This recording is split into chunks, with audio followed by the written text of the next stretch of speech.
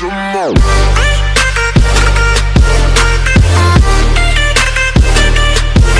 Students, मैं दीपक कुमार। आज हम लोग संख्या का पार्ट 3 देखने वाले हैं। यदि आप पार्ट 1 और पार्ट 2 नहीं देखे हैं तो पहले उसे देख लें, ताकि आपको संख्या जो है पूरा का पूरा कंसेप्ट क्लियर हो जाए। तो चलिए इस वीडियो को चालू करते हैं।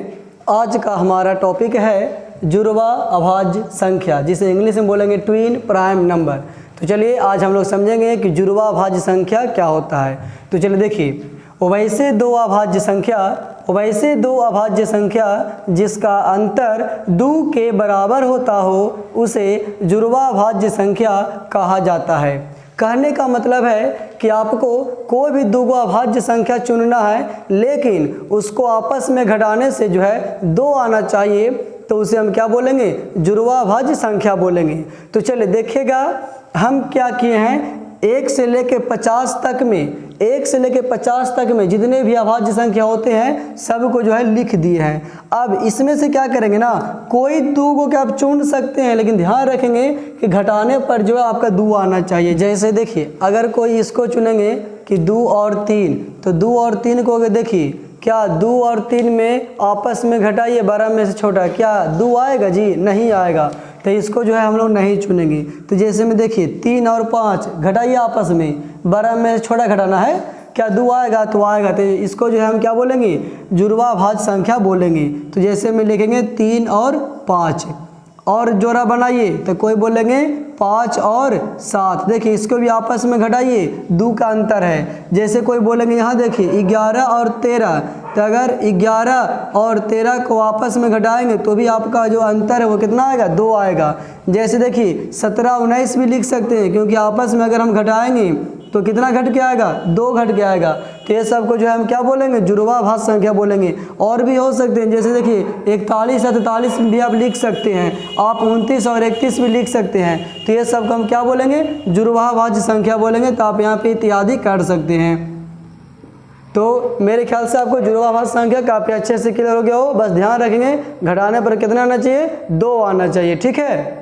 अगली संख्या हमारी है मूल संख्या, है ना। मूल संख्या जिसे इंग्लिश में हम लोग बोलते हैं ओरिजिनल नंबर। देखिए 0 से लेकर 9 तक के अंक को मूल संख्या कहा जाता है।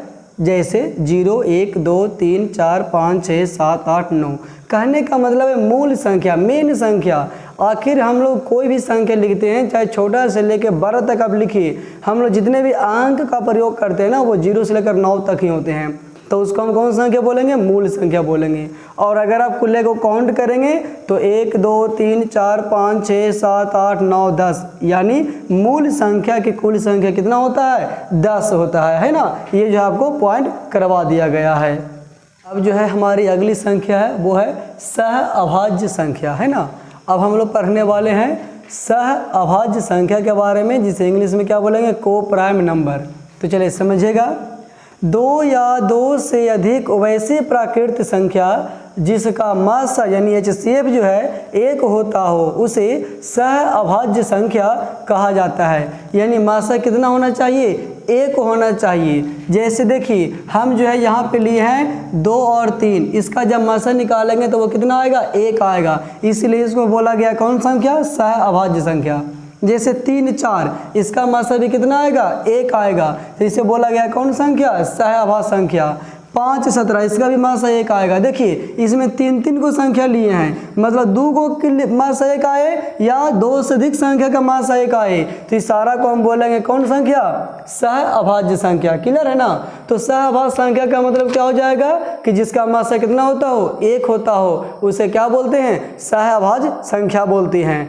अब इसमें जो है हम लोग कुछ और भी बहुत सारे जानकारी हासिल करते हैं। ठीक है। तो इसमें बहुत सारा पॉइंट जो है आपको नोट करा दिया गया है, जिसमें देखिए सबसे पहला जो पॉइंट आपको नोट करा दिया गया है वो बोला गया है 2 लगातार प्राकृत संख्या का मासा जो है वो कितना होता है? 1 होता है। ध्यान रखिएगा कि कोई भी 2 लगातार संख्या बोल दीजिए। जैसे कहने का मतलब प्राकृत संख्या क्या होता है जी? 3, तो 3 के बाद 4 हो जाएगा, तो इसका मासा निकालेंगे तो कितना आएगा? 1 आएगा। तो इसलिए लिख दिए 1 होता है। दूसरा पॉइंट देखिए, 2 लगातार पूर्ण संख्या का मासक भी कितना होता है? 1 होता है। लेकिन ध्यान रखेगा, जीरो को छोड़कर, क्योंकि अगर जीरो को शामिल कर देंगे ना तो बहुत सारी संख्या को अगर जीरो के साथ लेकर बोलेगा तो उसका जो मासा होगा वो अनंत आ जाएगा, इन्फिनाइट आ जाएगा। ठीक है, इसीलिए हम यहाँ पे जीरो को क्या किए हैं, साइड कर दिए हैं। ठीक है, तो फिलहाल इसमें और इसमें कोई दिक्कत, कोई अंतर नहीं है, दोनों एक ही पॉइंट हो गया, फिर भी आपको बता दिया गया है।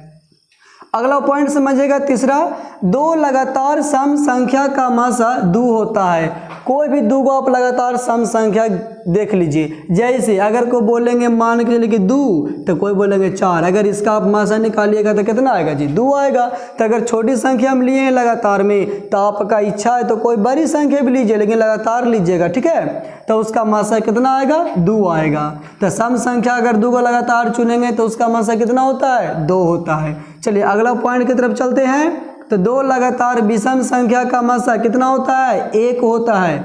अगर आप कोई भी 2 को लगातार विषम संख्या चुन के देखिए, कोई भी, जैसे आपका मन हो गया 7, 7 के बाद 9, इसका जो है आप मासा निकाल के देख लीजिए, मासा कितना आता है, 1 आता है। तो वही बता दिया गया है कि 2 लगातार विषम संख्या का मासा कितना होता है, 1 होता है। ठीक है, अब यहाँ पे देख लीजिए, अगला पॉइंट है, 2 अभाज्य संख्या का मासा 1 होता है। अगर आप गौर किए होंगे ना तो ऊपर वाले पॉइंट में और इस पॉइंट में अंतर है। सभी में आ रहा था लगातार की चर्चा हम कर रहे थे, लेकिन इसमें लगातार की चर्चा नहीं की है। क्यों?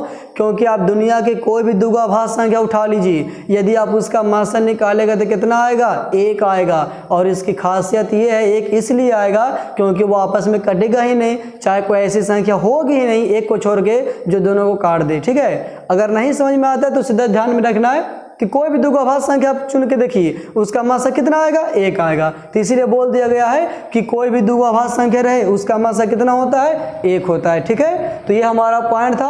और ध्यान रखिएगा, इसका एक नाम और होता है, सह अभाज्य संख्या का एक नाम और होता है, वो भी आपको बता दिया गया है। ध्यान देख लीजिए, सह अभाज्य संख्या का दूसरा नाम क्या होता है, असहभाज्य संख्या। कौन संख्या, असहभाज्य संख्या। कहने का मतलब है कि सहभाज्य संख्या को ये क्या बोलेंगे, असहभाज्य संख्या बोलेंगे। तो मेरे तरफ से आई थिंक जो है ये पूरा आपको समझ में आ गया होगा। अगली जो हमारी संख्या वो है रामानुजन संख्या, है ना। बहुत सारे विद्यार्थी इसका जो है पहली बार नाम भी सुने होंगे, तो इसको पढ़ना जो है हमारे लिए और जो है क्या होगा, दिलचस्प होगा। तो चलिए सीखते हैं कि रामानुजन संख्या होता क्या है। इंग्लिश कोई खास नहीं है, बस रामानुजन नंबर है। तो चलिए समझिएगा, वैसी संख्या जिसे 2 अलग अलग तरीकों से 2 घनों के योग के रूप में लिखा जा सकता हो उसे कौन संख्या बोलते हैं, रामानुजन संख्या कहते हैं। जैसे हो सकता है कि आपको समझ में नहीं है, कोई दिक्कत नहीं, आराम से देखिए समझ में आ जाएगा।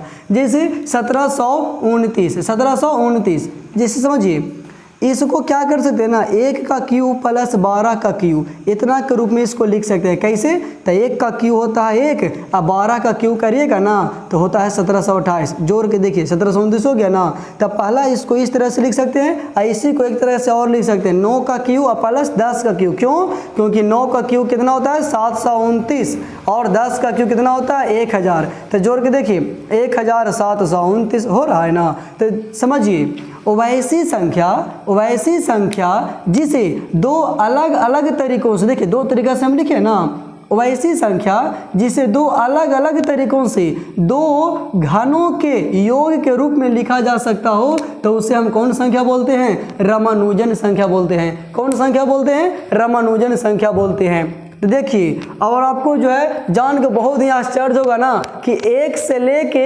1729 तक में हमारी सबसे छोटी रामानुजन संख्या जो है वो 1729। ये भी बड़ा दिलचस्प है इसमें। तो ध्यान रखिएगा कि 1729 जो है ना सबसे छोटी रामानुजन संख्या है। बहुत सारे जो है इसको रामानुज संख्या भी बोलते हैं, तो उसको से घबराना नहीं है, वही बात होता है।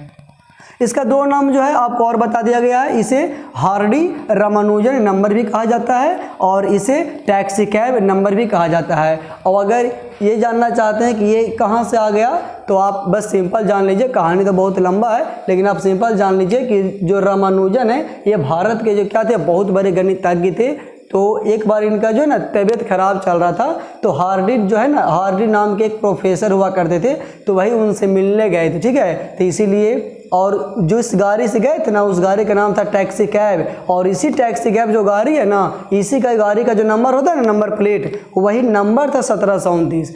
तो यही आपस में जो बात होता है बहुत ही बड़ा दिलचस्प होता है।